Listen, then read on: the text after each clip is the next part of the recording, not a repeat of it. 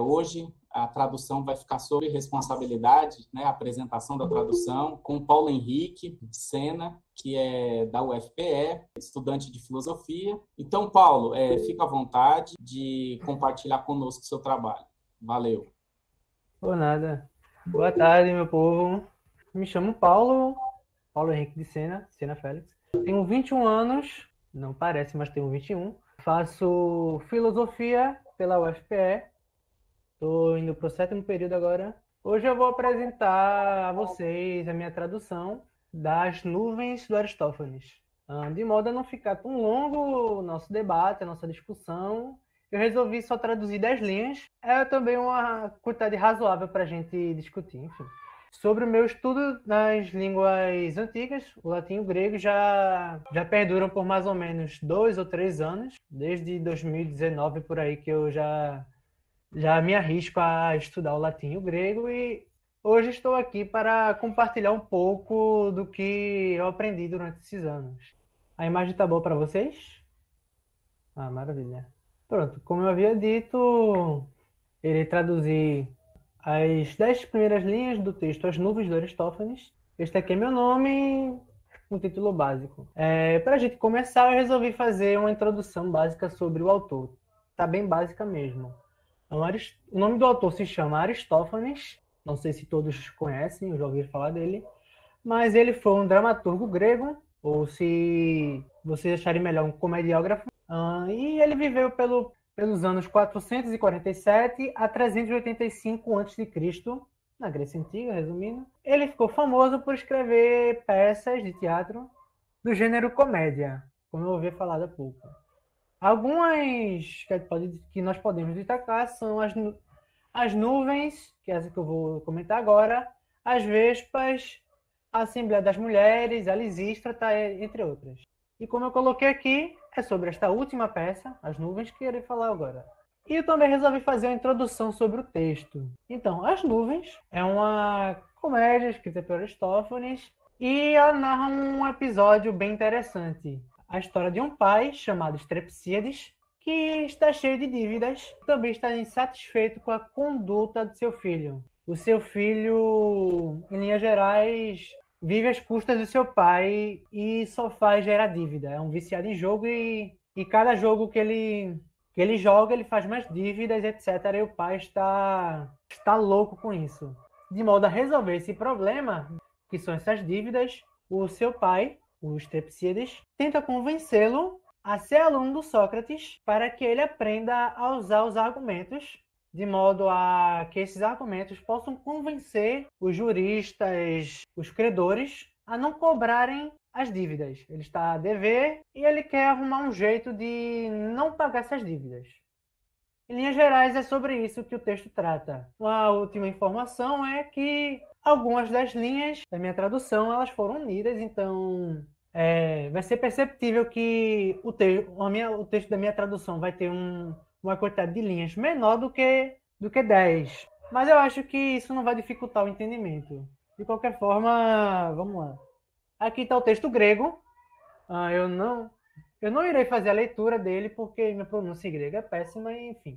Como vocês estão vendo, estão aqui as 10 linhas do texto original em grego. E aqui está a minha tradução. Como eu havia dito, algumas linhas eu uni. Então aqui tem a linha 8 e 9, melhor, a linha 8 e um pedaço da 9 junto com a 10. E aqui eu já pretendo começar a discutir a minha tradução. A primeira linha do texto original é esse iu. No dicionário Malhadas, da Daisy Malhadas, volume 1, esse termo é colocado como interjeição. Então, é usado para representar, como eu bem destaquei aqui, dor ou alegria. Então, nesse caso, eu resolvi colocar o ai, porque às vezes parece o ai, quando nós falamos, traz muito uma ideia, às vezes, de tédio. Você fala, ai, tô de saco cheio, não aguento mais essa casa, com essa pandemia, esse isolamento social. Essa é a primeira linha, não temos muito o que discutir. E aqui nós temos a segunda e a terceira linha, em que ele faz um apelo para os Zeus. Essa fala aqui é do Strepsíades. Ó grande Zeus, quão longas e difíceis estão sendo essas noites. E aqui eu trago a tradução do... Essa primeira aqui é a minha tradução. E essas duas traduções aqui são do Mário da Gama Curry, que é o tradutor da editora Zarra. E esta outra aqui é do Daniel, professor Daniel Lopes, da USP, que eles traduzem da seguinte forma: como são longas estas noites, Zeus. E o professor Daniel coloca: ó Zeus soberano, como são compridas as noites, uma coisa interminável. É bem interessante a gente dar uma olhada nessas duas versões, que o professor Mário, ele sintetiza mais as ideias presentes nessa linha, enquanto o professor Daniel, ele tenta ser um pouco mais literal. Vocês vão ver o porquê. Aqui eu já começo a destrinchar sintaticamente as palavras. Esse primeiro termo aqui, esse o, no caso, é um artigo vocativo. É basicamente aquele o que a gente coloca numa frase quando a gente está chamando alguém. Ó, meu filho, não faças isso. Ô, menino, vem cá. Coisas desse tipo. E como eu coloquei aqui, esse artigo está representando que alguém está sendo chamado, invocado ou lembrado, digamos assim. E esse que está sendo chamado é o Zeus, que é o sujeito, digamos que é o sujeito da frase que está no caso vocativo. No caso, ele está combinando com esse artigo aqui, está no vocativo. Nós temos aqui o basileus, que é um substantivo, que vem também a concordar com essa construção aqui do Zeus. Esse substantivo significa soberano, rei, grande. Geralmente é um substantivo, um termo usado para falar da grandeza de um monarca, coisas desse tipo. No caso aqui, está fazendo, se não me falha a memória, está fazendo o papel de um adjetivo, está qualificando a pessoa do Zeus. E aqui nós vamos seguindo em frente. Nós temos esse outro termo aqui, o tokrema. O tokrema, ele é um termo grego usado para representar coisas relacionadas à adoração, como eu tentei destacar aqui. Então, no caso, a ideia dele aqui é falar de coisas ou até da duração, no sentido mais cronológico mesmo, na questão de tempo, dessa coisa. Nesse caso aqui, essa primeira parte ficaria: ó grande Zeus, a duração, a gente vai ver de alguma coisa aqui. Aí nós temos logo à frente esse ton nicton, que é o genitivo plural do substantivo nix, que significa noites, noite, perdão. Aí, como está no genitivo plural, ficaria das noites. Então, até aqui, ele está dizendo, ele está chamando Zeus, ó grande Zeus, ó Zeus soberano, ó Zeus, ó rei Zeus, que coisas longas são as noites. Eu coloquei o termo as noites porque seria a forma que mais combinaria para essa construção aqui. Como vocês, aqui foi a minha tradução. Então, como eu falei aqui, o chamamento a Zeus e o termo aqui, o tokrema. Aqui, quão longas, está falando da duração de alguma coisa. Aí, qual seria essa coisa que é longa que ele está falando? As noites, como eu tinha falado, o tom nicton. E logo após vir esse rosson, que eu vou falar agora, e o aperanto. Esse rosson é um advérbio de intensidade. Então a ideia dele é, como ele bem diz, tornar algo mais intenso, ou como é que eu posso dizer, dar um pouco mais de peso àquela construção que está ali no texto. Então aí precisamos voltar para aqui de novo. Já está aqui, é o rosson aqui. Ó. Quão long temos aqui o crema, que fala da extensão da duração das coisas, e temos aqui o rosson junto com esse tokrema. Então, quão longas são as noites? E no final do nosso texto teria esse aperanto, que é um adjetivo significando, melhor dizendo, o termo interminável, sem fim, vasto, alguma coisa de longo comprimento, de longa duração. Para ficar mais bonito, digamos assim, eu resolvi colocar junto do tokrema, novamente. Aqui nós temos o artigo vocativo. Temos aqui o basileu, fazendo uma qualificação ao termo Zeus. Ambos estão no vocativo. Temos aqui o rosson, dando intensidade ao termo tokrema. E temos aqui junto o termo aperanto, que eu trouxe ele mais para cá, para o texto, para ficar ficar até mais claro. E até para ficar uma coisa só. No caso, esse advérbio de intensidade que eu falei há pouco, ele daria um peso maior nesses dois termos, na ideia de longa e difícil.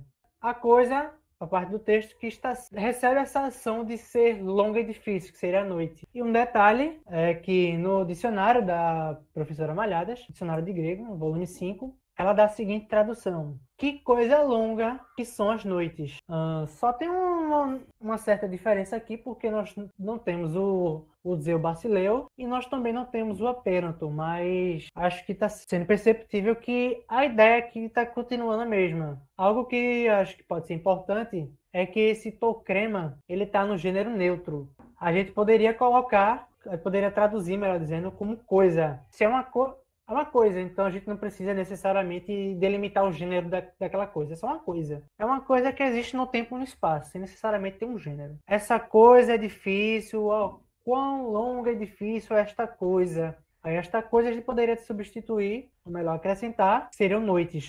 Que coisa longa e difícil está sendo essa noite. Nós já vamos para a linha 3 e 4, em que ele diz: nunca mais será dia há um bom tempo. Eu coloquei aqui recentemente, porém foi um equívoco meu. Há algum tempo eu ouvia o galo cantar. E aqui eu trago as traduções do professor Mário e do professor Daniel. E o primeiro diz: parece que o dia nunca vai chegar. O galo já cantou há muito tempo. O professor Daniel, ele preserva a questão da pergunta. Essa terceira linha aqui, ela tem uma pergunta. Eu descubro isso por causa desse ponto e vírgula que tem aqui.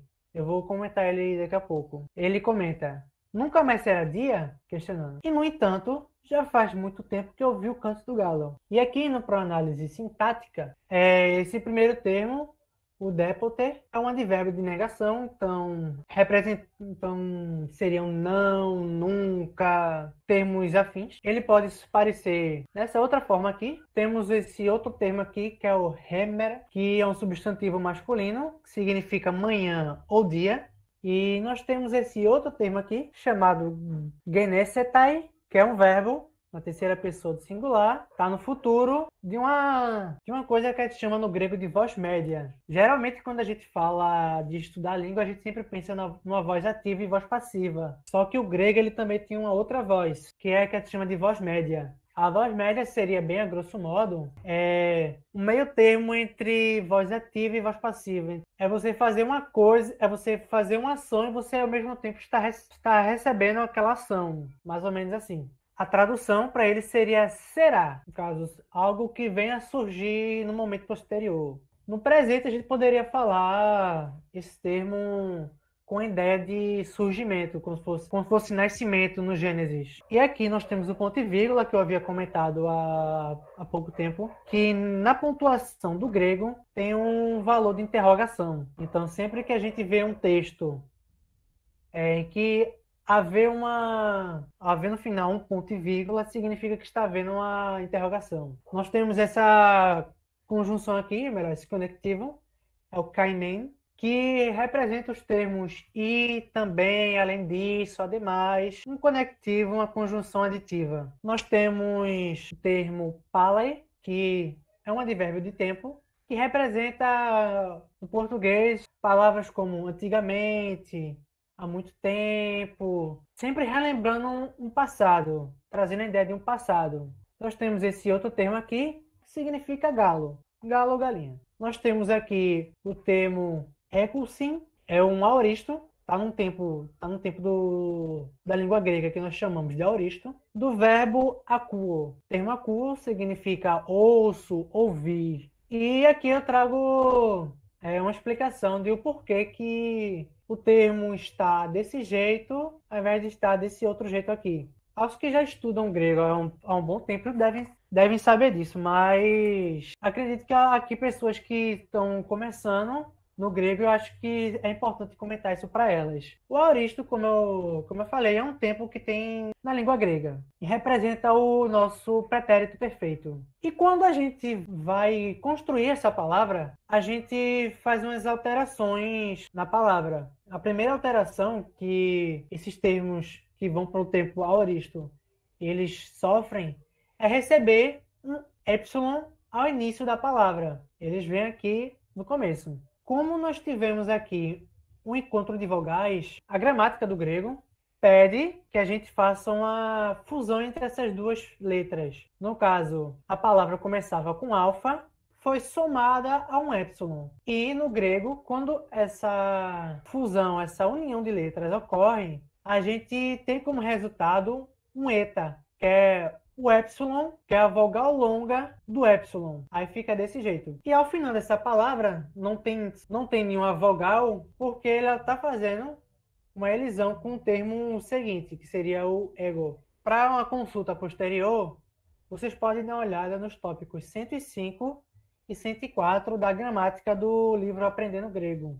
Eu já dei uma conferida e tem lá no nosso material no Google Drive, então eu acho que vai ser tranquilo vocês darem uma olhada nisso. E esse último termo aqui, o ego, não é tão complicado de se entender. É um pronome pessoal na primeira pessoa, significa eu. Então, como vocês estão vendo, eu estou aqui destrinchando, explicando todas as palavras presentes nas linhas do texto original e no final mostrarei mais ou menos como é que isso fica. Aqui nós temos a linha 5 e 6 e a linha 5 tem "e os escravos roncam", mas antes não era possível, não poderia. Por causa da guerra, muitos morriam. O professor Mário, ele traduz como "antigamente não era assim. Maldita seja a guerra por muitas razões". Já a partir dessa linha aqui, o professor Daniel não tem texto traduzido. Ele só traduziu até a linha 4. Então, daqui para frente, seremos só o texto original, a minha tradução e a tradução do professor Mário da Gama. E aqui nós temos o roi, que é um artigo masculino no plural, que significa os. Tem o, que é o singular, e tem o os, que é o plural. Esse artigo aqui, ele vem para denotar o gênero, no meu caso, do termo oiketai. Nós temos aqui o artigo.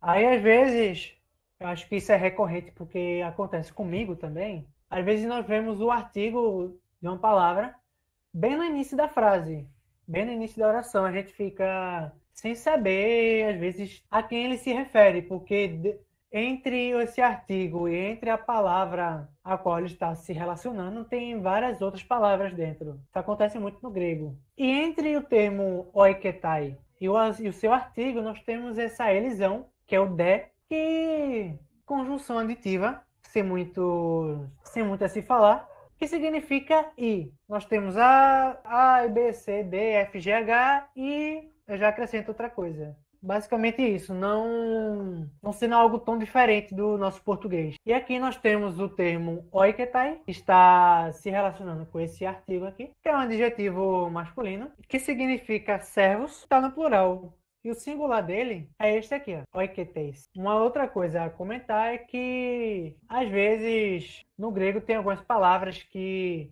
terminam com eta, por exemplo, nautes, que às vezes a gente pensa que são palavras femininas, porque o grego ele segue também, em vários momentos, a regra de que o ômicron, que é a vogal que representa o nosso O, no final de uma palavra, faz com que essa palavra seja masculina. E o epsilon, ou até o eta, ao final da palavra, faz com que ela seja feminina. Mas existem alguns casos em que a palavra, apesar de ter essas letras que denotam a ela uma ideia de feminino, elas são masculinas.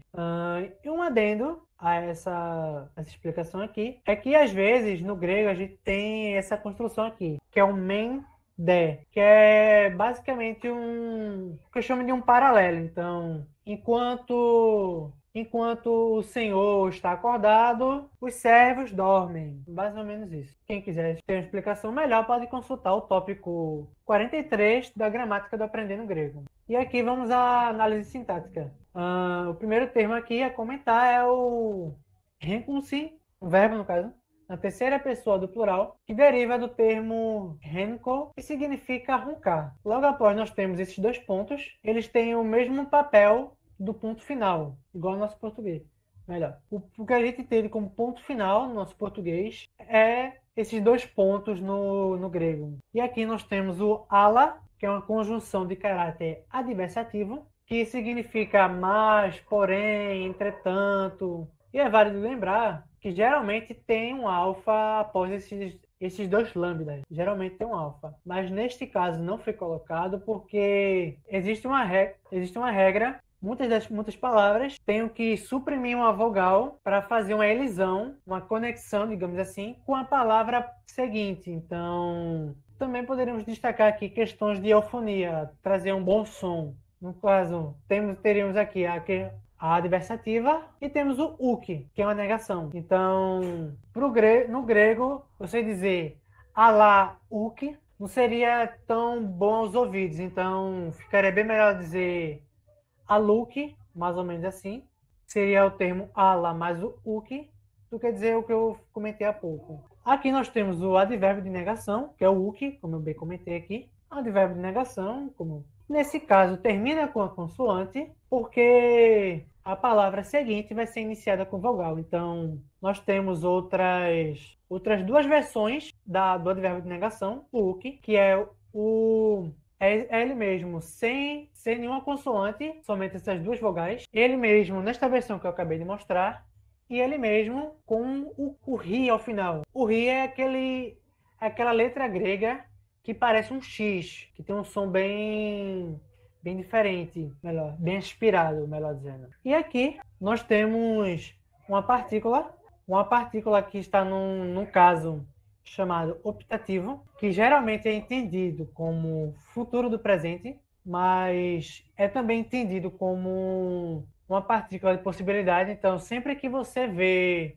num texto grego o an escrito lá, significa que ele quer falar de possibilidade de alguma coisa, que eu vou tentar destacar depois. E nós temos aqui um outro advérbio, que é o advérbio de tempo, que é o protu, que significa antes.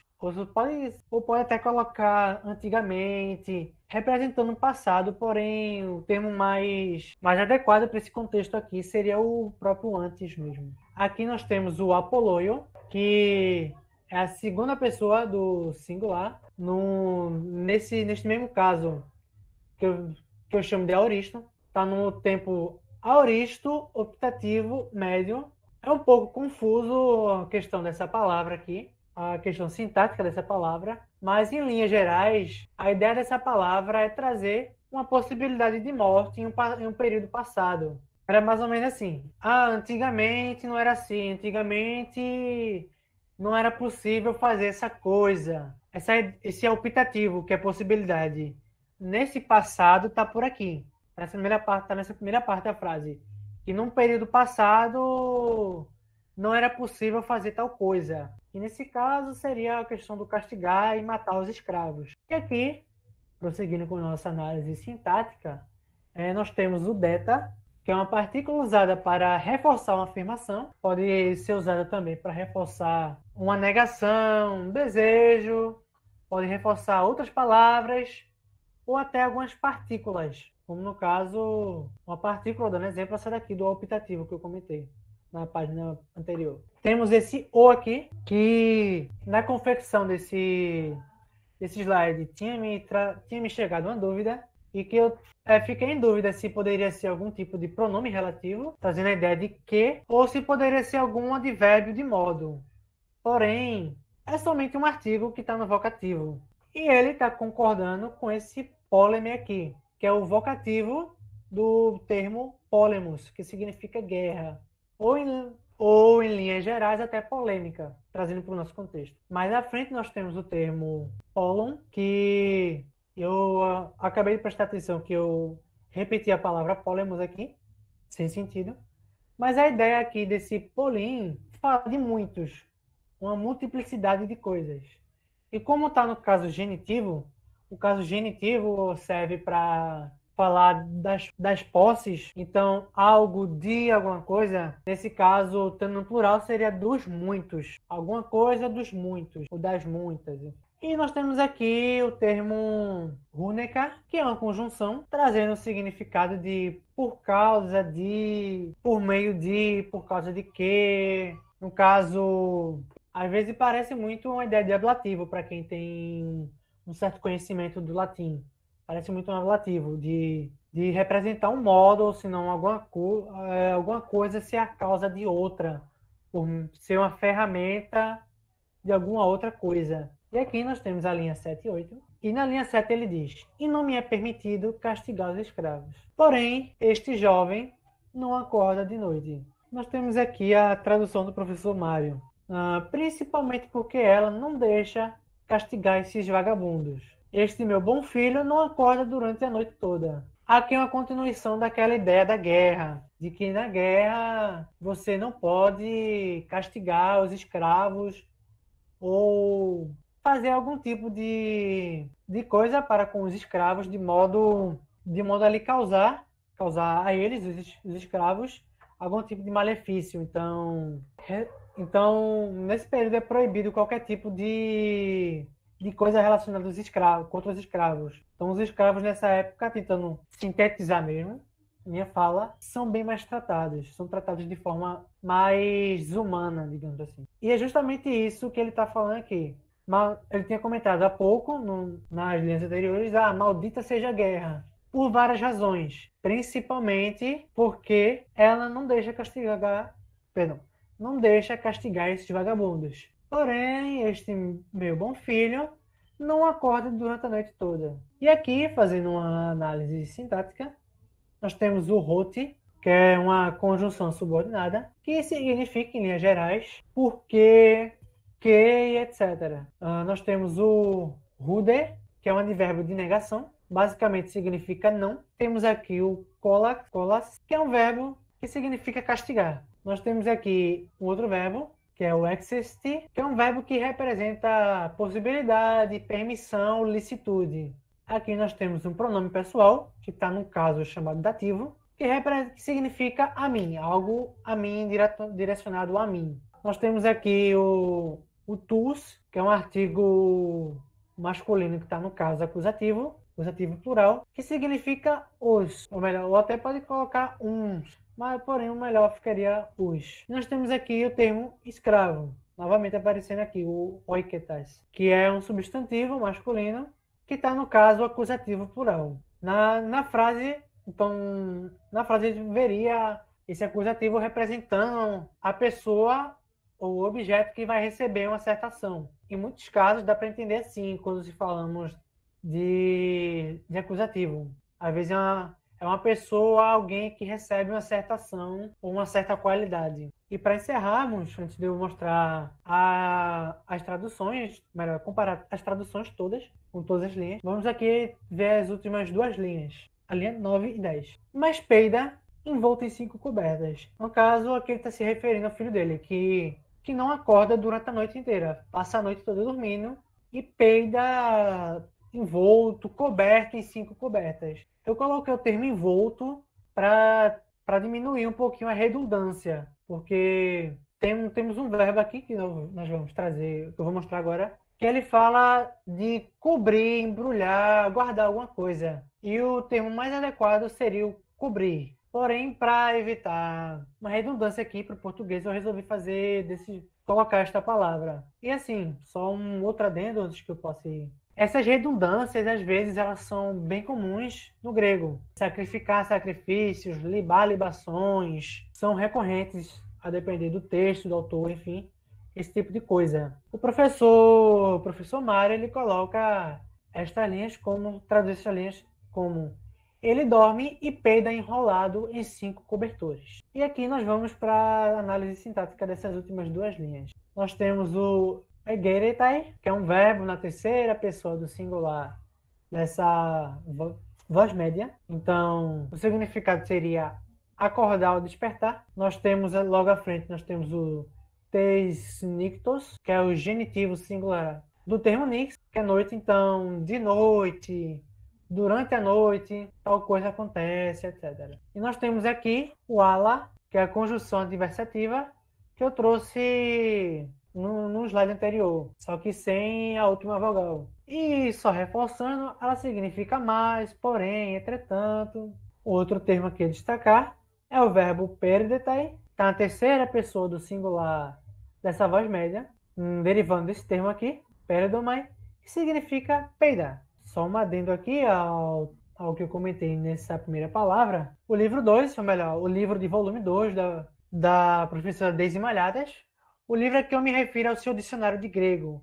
É um dicionário dividido em 5 volumes e eu estou agora comentando o livro de volume 2. Na página 4, tem uma notinha de rodapé que mostra o que a gente está traduzindo aqui. O que geretai tes nictos, foi as palavras que eu trouxe aqui. Temos aqui o tes nictos e geretai. Acho que eu esqueci de... Não temos aqui o que, mas a ideia continua aqui de não acorda durante a noite. E nós temos aqui o termo empente, iniciado pela preposição, esse en aqui, é uma preposição que rege o caso dativo, que nesse caso aqui indica lugar. Também pode se referir, a depender do caso, melhor dizendo, no contexto do que está escrito, pode representar algum lugar fixo. Nesse caso aqui, seria as 5 cobertas na qual o Fidípedes,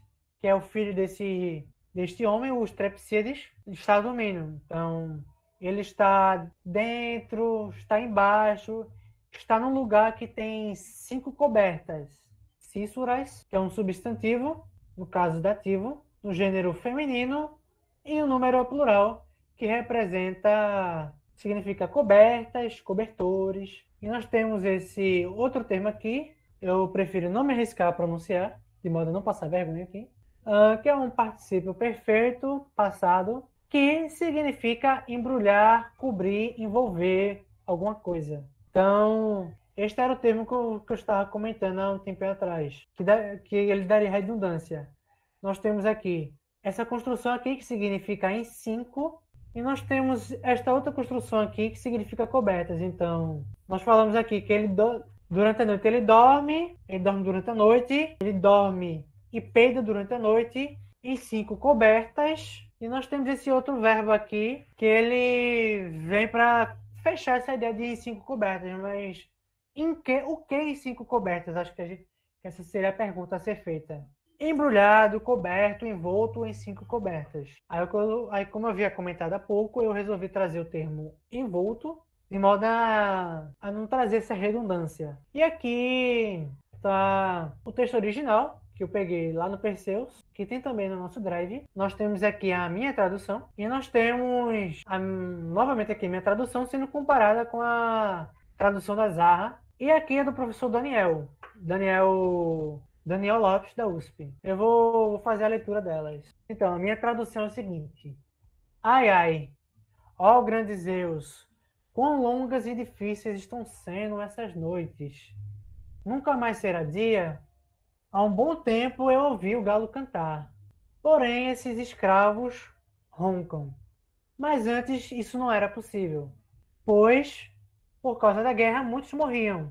E por causa disso, não me é permitido castigar os escravos. Porém, este jovem não acorda de noite, mas peida envolto em 5 cobertas.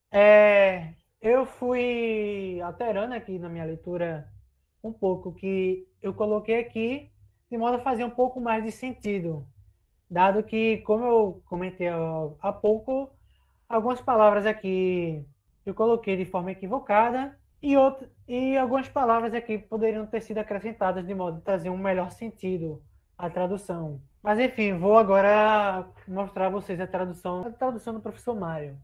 Como são longas essas noites, Zeus. Parece que o dia nunca vai chegar. O galo já cantou há muito tempo, mas os escravos ainda estão roncando. Antigamente não era assim.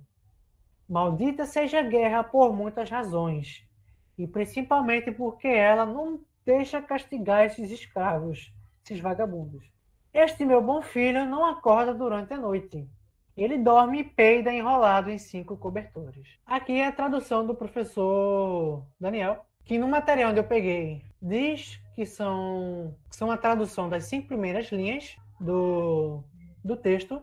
Porém, eu acredito que sejam só 4, devido até à questão da tradução que eu fiz do mesmo texto que ele. Mas mudando de assunto, ele diz: ai, ai, ó Zeus soberano, Como são compridas as noites. Uma coisa interminável. Nunca mais será dia. E, no entanto, já faz muito tempo que eu vi o canto do galo. E eu fico por aqui. Aqui foram os materiais que eu consultei para fazer essa tradução. Espero que tenham gostado. E é isso. Agradeço a todos. Paulo, agradecer muito pelo seu trabalho, pelo esforço, né? A gente sabe que é sempre bastante trabalhoso fazer esse tipo de apresentação, né? Uma coisa é a gente fazer nossa tradução ali, se virar sozinho, e outra coisa é ter a disposição de apresentar, assim, para ser discutida, né? Então, realmente, parabéns pela dedicação, pelo empenho e pela ótima apresentação.